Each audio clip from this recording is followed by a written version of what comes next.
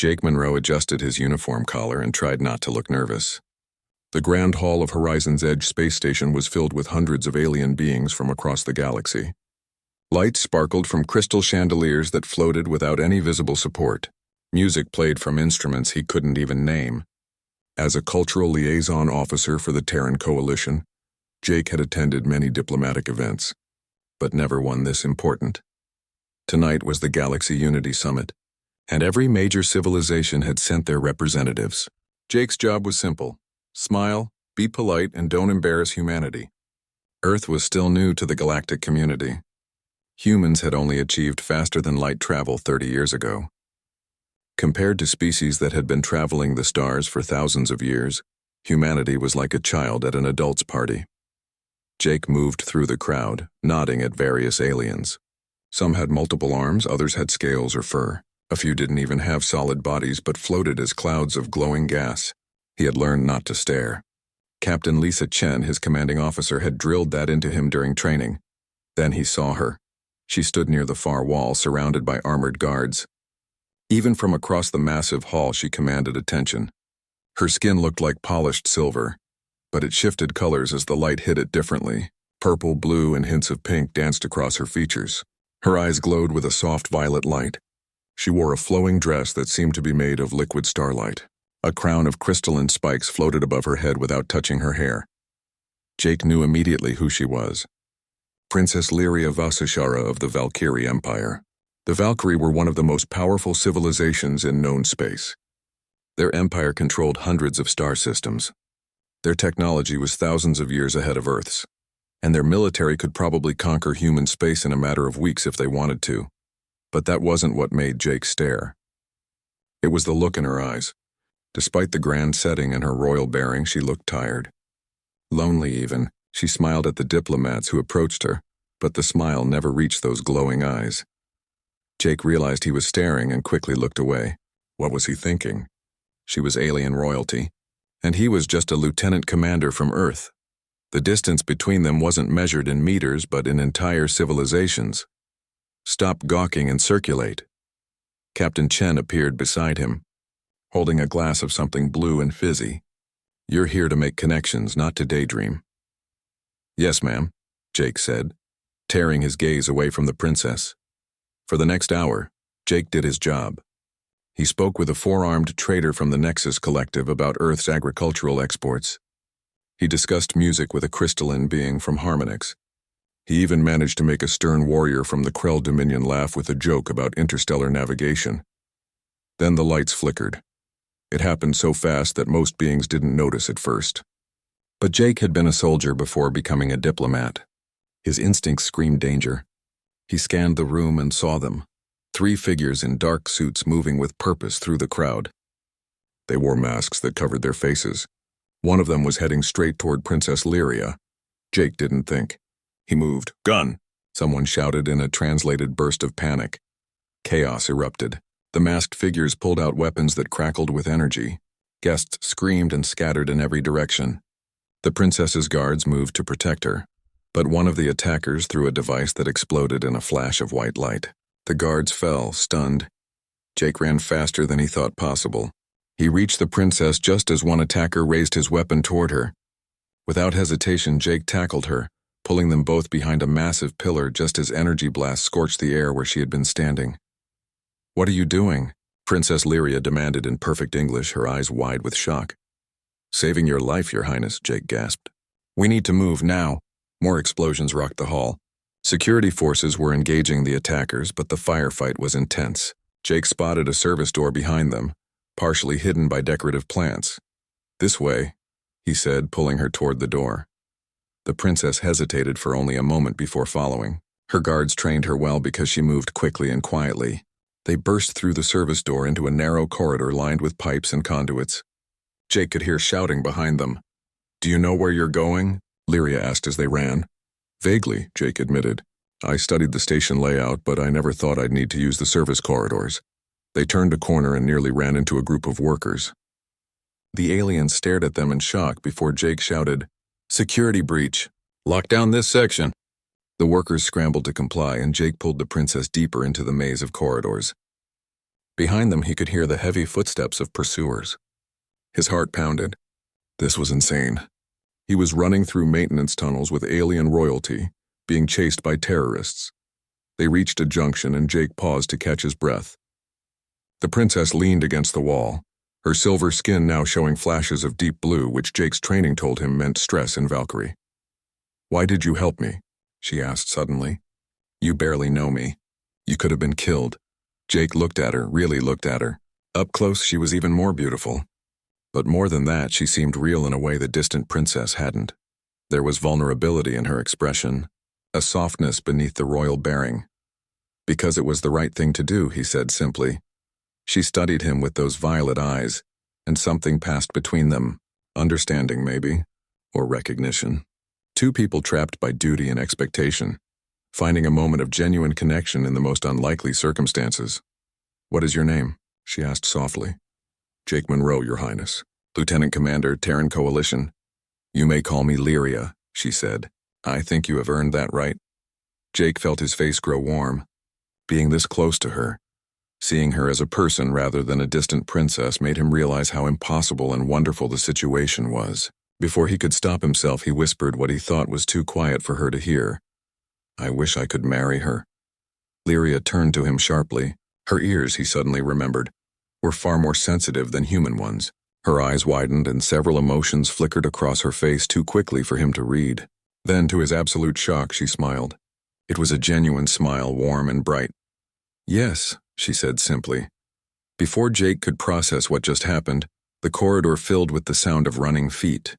Security forces appeared from both directions. Commander Vexthul, the head of the princess's guard, looked furious as he secured the area.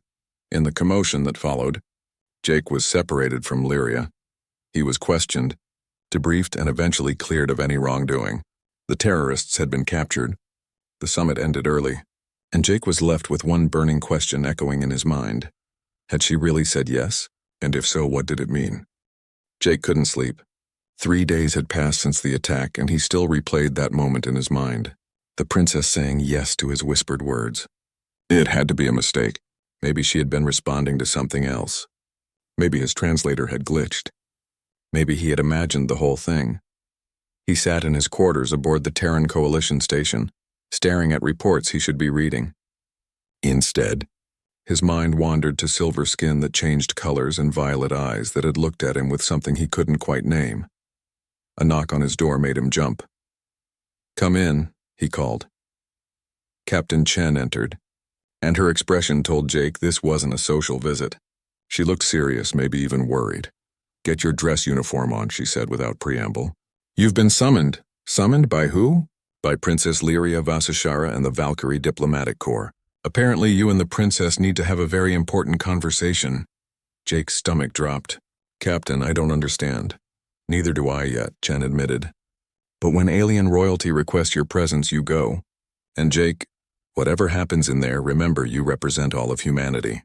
Be respectful, be honest, and for the love of Earth, think before you speak."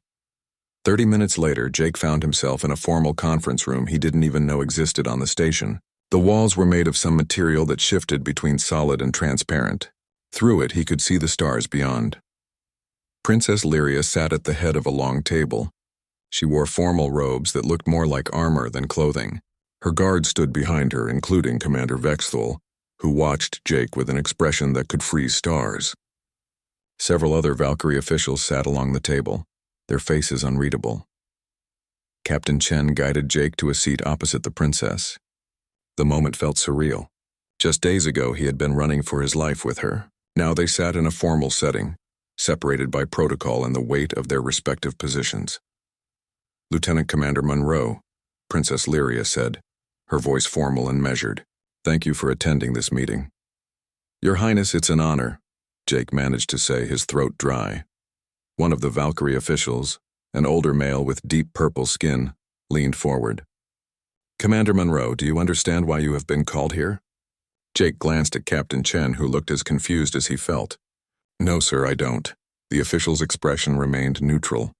3 days ago, during the chaos of the terrorist attack, you spoke certain words in the presence of Princess Lyria. Do you recall what you said?"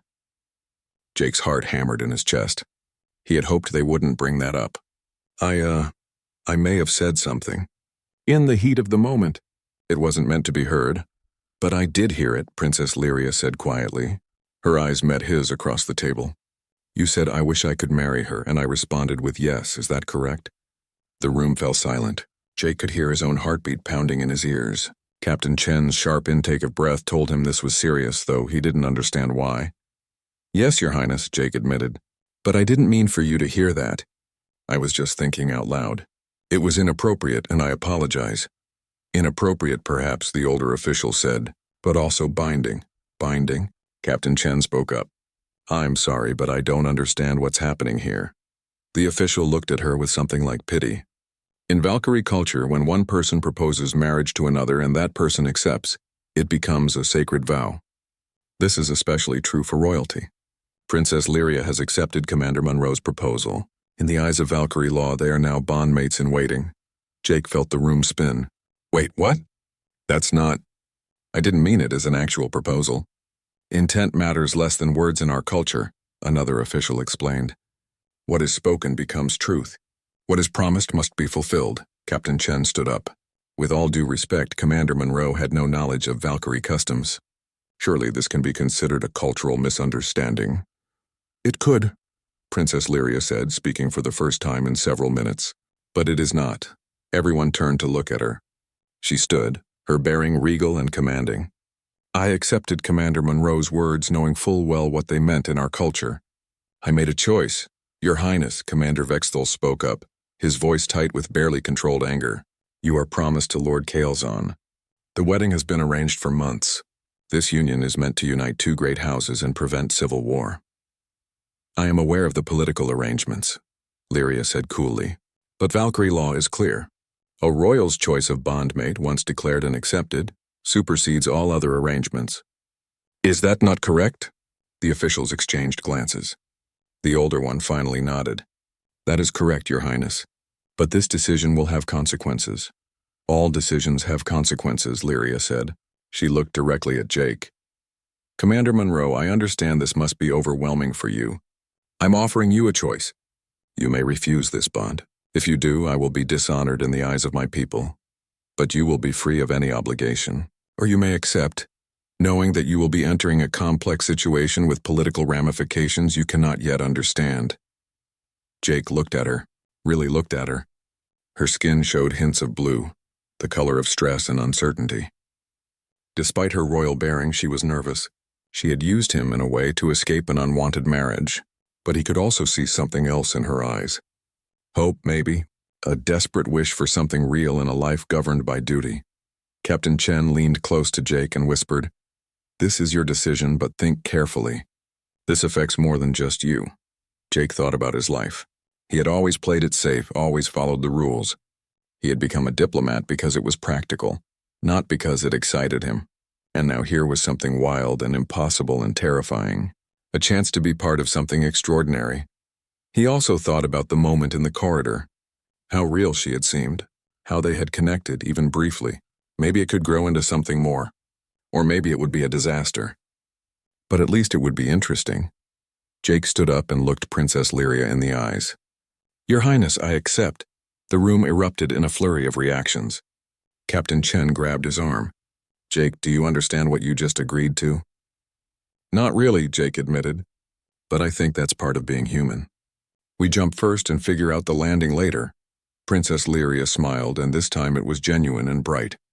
Her skin shifted to warm gold, which Jake hoped meant happiness. Then we have much to discuss, Commander Monroe. Our journey together begins now. Commander Vexthal looked like he wanted to throw Jake out an airlock. The officials began arguing among themselves in rapid Valkyrie. Captain Chen put her head in her hands, and Jake felt a strange sense of calm settle over him. He had just agreed to marry an alien princess.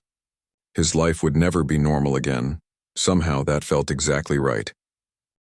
The next 2 weeks were the strangest of Jake's life. He learned that accepting Princess Lyria's bond wasn't enough. To be recognized as legitimate by Valkyrie law, he had to undergo the trials of unity. 3 tests designed to prove he was worthy of joining the royal house. Tests that no non-Valkyrie had ever completed. Captain Chen had pulled him aside after the formal announcement. Jake, these trials were designed for aliens with twice your strength and speed. The Valkyrie expect you to fail. Then I'll surprise them, Jake had said with more confidence than he felt. Now he stood in the training facility aboard the Valkyrie ship, waiting for the first trial to begin. The trial of strength. Lyria sat in an observation gallery above, along with dozens of Valkyrie officials. Jake could feel their eyes on him, most of them expecting him to embarrass himself and humanity. His opponent entered the arena. The Valkyrie warrior was named Keshatar, and he was massive. Nearly 7 feet tall with muscles that looked like they were carved from stone.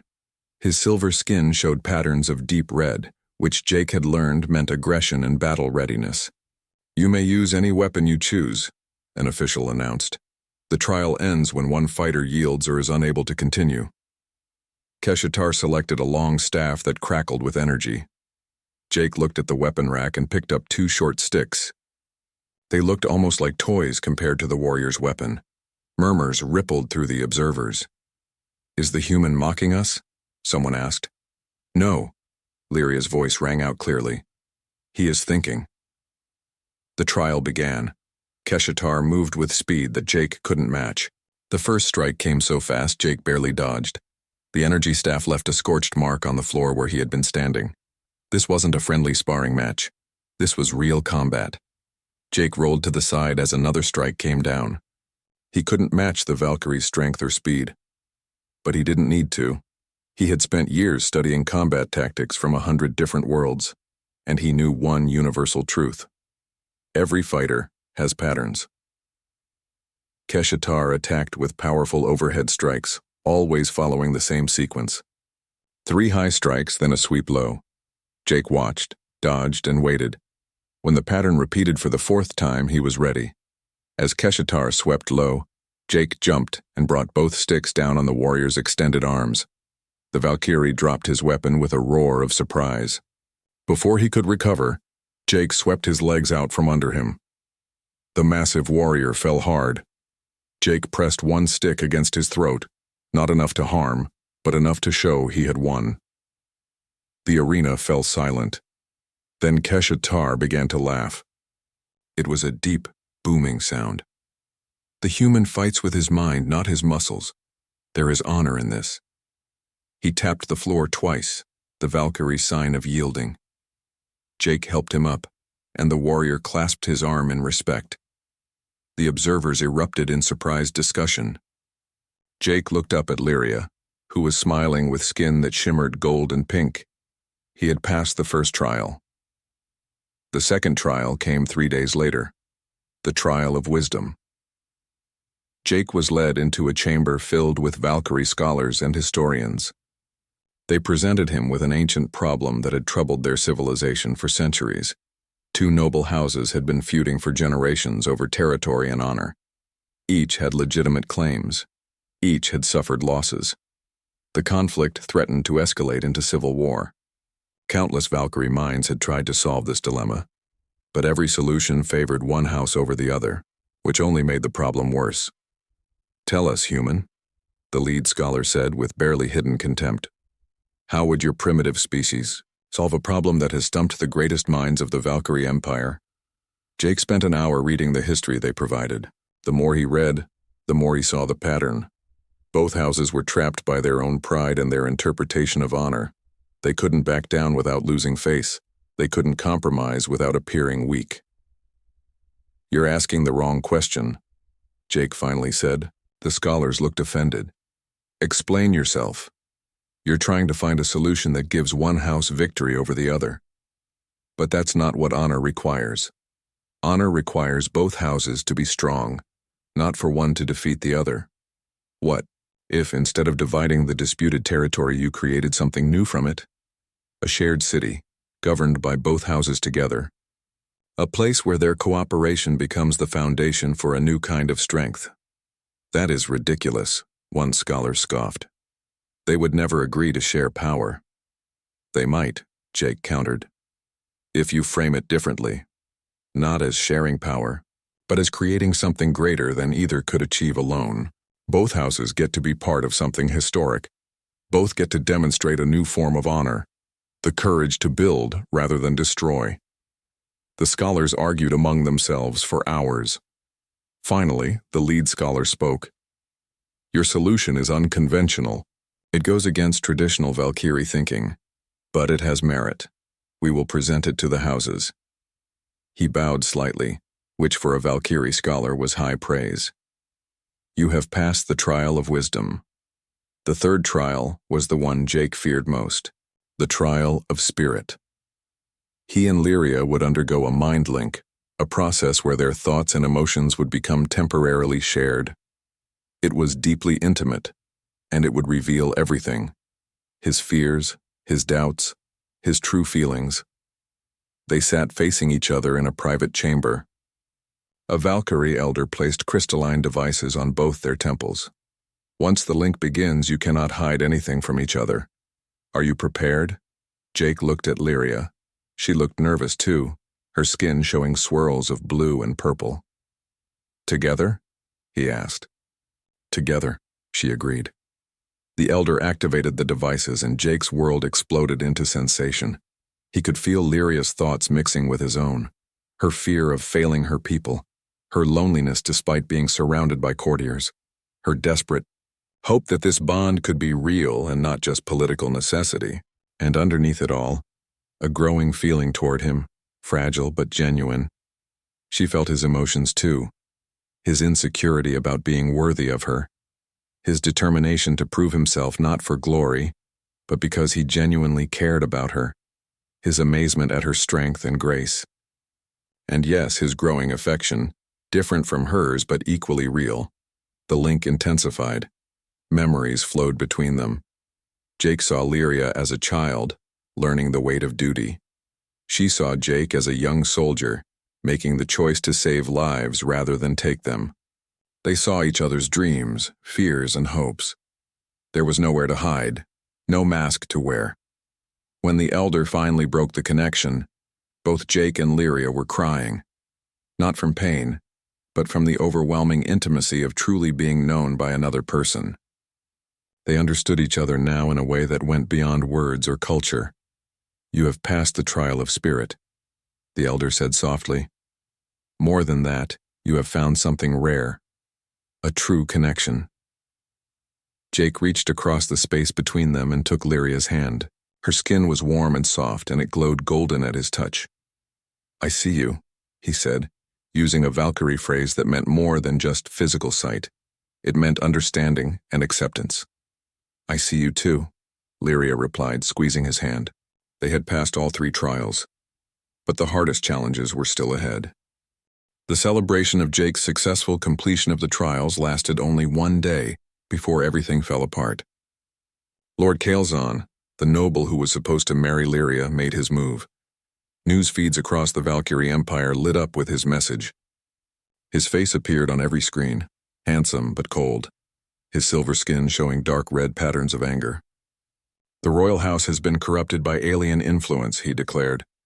Princess Lyria has dishonored our people by choosing a primitive human over a true Valkyrie. This union is an insult to our civilization and our traditions. Jake watched the broadcast from Lyria's quarters on the royal ship. Captain Chen had sent him dozens of messages warning him that the political situation was deteriorating fast. The Valkyrie Empire was splitting into factions. Some supported Lyria's right to choose. Others sided with Kael'zan, believing that humans were inferior and unworthy. How bad is it? Jake asked Commander Vexthul, who had become somewhat less hostile after Jake proved himself in the trials. The commander's expression was grim. 3 noble houses have declared for Kael'zan. 2 have declared for the princess. The rest are waiting to see which side will win. If this continues, we will have civil war. Lyria entered the room looking exhausted. Her skin flickered between various shades of blue and purple. The High Council wants me to renounce the bond, she said quietly. They believe it's the only way to prevent bloodshed. Jake felt his chest tighten. And will you? She looked at him with those violet eyes now dim with sadness. I don't want to, but how can I put my own happiness above billions of lives? If my people go to war because of my choice, how many will die? Before Jake could respond, alarms blared throughout the ship. Commander Vexthul grabbed his weapon. We're under attack! The ship shuddered as weapons fire struck its shields. Through the viewport, Jake could see a fleet of Valkyrie warships emerging from faster-than-light travel. They bore the colors of Lord Kelzon's house. "He's launching a coup," Vexthul said in disbelief. "He's actually attacking the royal ship." The next hours were chaos. The Royal Guard fought to repel boarding parties while the ship's captain tried to escape to friendly territory. Jake stayed with Lyria, feeling helpless. He was a diplomat and a scholar, not a warrior. What could he do against a military coup? In the command center, the situation continued to worsen. More ships were joining Kelzon's fleet. The captain turned to Lyria with desperation in his eyes. "Your Highness, we cannot win this fight. We must surrender or risk your death. If I surrender, Kelzon will force me to renounce my bond and marry him anyway," Lyria said. "Everything will have been for nothing." Jake paced the command center, his mind racing. There had to be a way out of this. Humans didn't accept no-win scenarios. They changed the rules. And then it hit him. "What if we didn't surrender?" Jake said suddenly. "What if we challenged him instead?" Everyone stared at him. "Explain," Lyria commanded. "Valkyrie culture values honor and tradition, right? There must be some old law or custom we can use, something that would force Kelzon to face us on terms other than military might." One of the older advisors gasped. "The Champions Duel. It's an ancient tradition rarely used in modern times. When two parties have an irreconcilable dispute, they can settle it through single combat. The winner's position becomes law." "Perfect," Jake said. "I challenge Kelzon to a Champions Duel." "No," Lyria said immediately. "Jake, Kelzon is a master warrior. He has trained his entire life for combat. He would kill you in seconds." "Maybe," Jake admitted. "But maybe I don't need to beat him in a straight fight. I just need to expose what he really is." Captain Chen's face appeared on a communication screen. She had been listening from the Terran Coalition station. "Jake, I think I know what you're planning. I've been doing some investigating of my own. The terrorist attack at the summit, the one where you first met Princess Lyria, I found something interesting in the security footage." She transmitted data to the command center. Video clips played showing the terrorists entering the station. Enhanced images revealed subtle details. "Look at their weapons," Chen pointed out. "They're not standard black market items. They're military-grade Valkyrie weapons. And look at this footage from the dock. One of the terrorists was seen meeting with someone the day before the attack. The image showed a cloaked figure handing a data chip to the terrorist. Chen enhanced the image further, revealing a glimpse of silver skin with dark red patterns, the same patterns that Lord Kelzon showed when angry. "He staged the attack," Jake said, pieces falling into place. "He created the chaos that brought me and Lyria together." "But why?" The old advisor spoke up. "If the princess died in a terrorist attack, Kelzon's house would have gained significant political power. When she survived, he needed a new plan. He likely expected you to fail the trials and embarrass the princess, weakening her position. When you succeeded instead, he had no choice but to resort to open rebellion." Jake looked at Lyria. "This is our way out. I challenge him to the duel. During the fight, I reveal his involvement in the terrorist attack. Even if he kills me, his dishonor will destroy his political support. I won't let you die for me," Lyria said firmly. "I don't plan to die," Jake replied with a slight smile. "I plan to do what humans do best, improvise." He turned to the communications officer. "Send a message to Lord Kelzon's flagship. Lieutenant Commander Jake Monroe of Earth challenges Lord Kelzon to a champion's duel for the right to bond with Princess Lyria Vasishara. By ancient tradition, he must accept or be marked as a coward." The message was sent. For several minutes, there was no response. Then Kelzon's face appeared on the screen. His expression was a mixture of amusement and contempt. "A human challenges me. Very well, I accept. This will be brief and entertaining. We will meet on neutral ground in 3 days. Prepare yourself, human. You have chosen your death." The transmission ended. Jake took a deep breath. He had just signed up to fight an alien warrior who had every advantage over him, but he had also bought them time and given them a chance. Lyria took his hand. Her skin showed swirls of golden blue, hope mixed with fear. "Promise me you'll be careful." "I promise to do my best," Jake said, "and to show Lord Kelzon that underestimating humans is always a mistake." The ship turned toward the neutral station, where the duel would take place. Jake had 3 days to prepare for the fight of his life. The arena was packed with observers from across the galaxy. Billions more watched on screens throughout the Valkyrie Empire and beyond. Jake stood in the center of the circular platform, wearing light armor that Lyria's guards had provided. It wouldn't stop a serious blow from Kael'zan, but it might give him an extra second or two. Across the arena, Lord Kael'zan made his entrance. He wore ornate battle armor that gleamed in the lights. His weapons were the finest money could buy. He moved with the confidence of someone who had never lost a fight. The crowd cheered for him. To most Valkyrie, he was the hero defending their culture from alien corruption. The duel master, a neutral official, stood between them. The rules are simple. The fight continues until one combatant yields, is unable to continue, or dies. Any weapon is permitted. Any tactic is permitted. There is no honor in retreat, only in victory or noble defeat. Do you both understand? I understand, Jake said, his mouth dry. I understand, Kael'zan said with a smile that showed too many teeth. And I will enjoy teaching this human the cost of his arrogance. The duel master stepped back. Begin. Kael'zan moved like lightning. His first strike came so fast Jake barely got his guard up in time. The impact sent him stumbling backward. The crowd roared. Kael'zan pressed his advantage, raining down blows that Jake could only desperately block. In the observation box, Lyria watched with her hands clenched. Captain Chen stood beside her, also watching with worry. Come on, Jake, Chen whispered. Show them what humans can do. Jake was losing.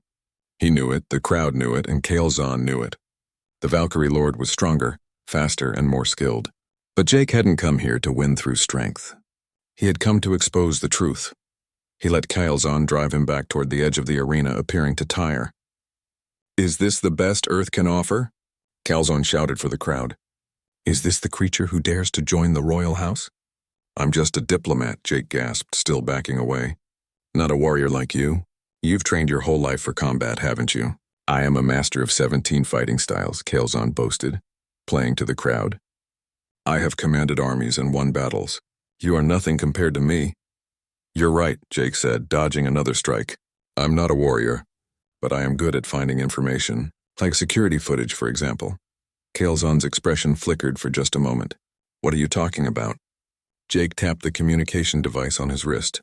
Suddenly, holographic screens appeared around the arena, visible to everyone. They showed the footage that Captain Chen had found. The terrorists with military-grade weapons, the meeting at the dock, the enhanced image of Kael'zan's distinctive skin patterns. You staged the terrorist attack at the summit, Jake announced loudly.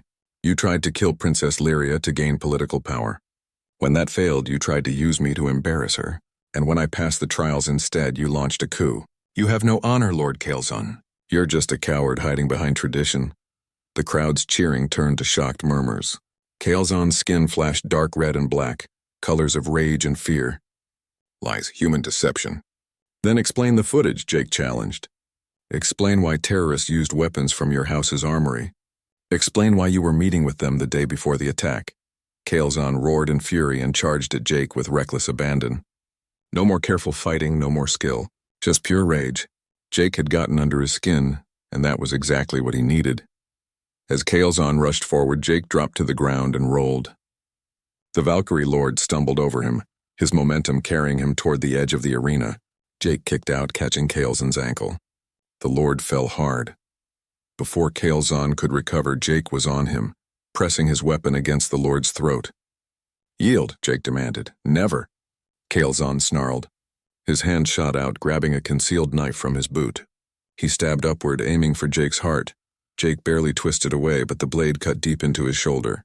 He fell back, blood streaming from the wound. The crowd gasped. Attacking with a concealed weapon after appearing to be defeated was against the rules. It was the ultimate dishonor, but Kael'zan was beyond caring about honor now. He stood over Jake, raising his knife for a killing blow. You have cost me everything, human. Now you will die. Commander Vexthul appeared out of nowhere, his weapon trained on Kael'zan. Stop, the duel is over. You have broken the sacred laws. Stand down. Other guards appeared around the arena, all loyal to the royal house. Kael'zan looked around wildly, realizing he was trapped. His own actions had proven Jake's accusations. The footage showed his conspiracy. His dishonorable attack had revealed his true nature. Take him into custody, Vexthul ordered. He will face trial for treason, attempted murder of the princess, and breaking sacred duel laws. As guards seized Kael'zan, Lyria ran into the arena. She dropped to her knees beside Jake, her hands glowing with soft light as she pressed them to his wound. Valkyrie had limited healing abilities, and she used them now without hesitation. "You foolish, brave, wonderful human," she said, tears streaming down her face. "You could have been killed." "But I wasn't," Jake managed to smile through the pain.